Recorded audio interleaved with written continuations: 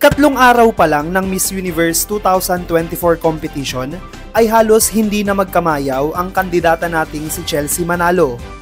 Kaliwat ka ng mga sponsors kasi ang humihila sa kanya sa Mexico. Ngayong araw, paglabas pa lang sa kanyang hotel room, ay pinadiretso agad si Chelsea sa Pandora, ang official jewelry sponsor ng Miss Universe. Siya ang napili na maging model para sa kanilang mga alahas. Kahapon, dalawang bigating sponsors rin ang kumuha sa Pinay. Binigyan siya ng total makeover ng Miss Universe Cosmetics, pinotoshoot at video shoot, sabay post sa kanilang social media account. Gagamitin nila ang mga clips ni Chelsea sa gagawin nilang commercial. Pagkatapos nito ay hinila naman siya ng brand na Denim Lovers at binihisa ng pinaka-bestseller nilang product. Marami ang nakakapansin na litaw ang ganda ng Pinay, lalo na sa kanyang morenang kulay.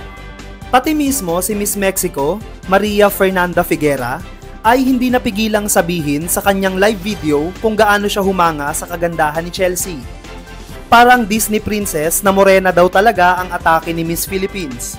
¿Quién más? Filipina, se me hizo bella, se me hizo muy bonita, una morena muy linda, ¿sabes? Una morena parece la princesa, de hecho le dije...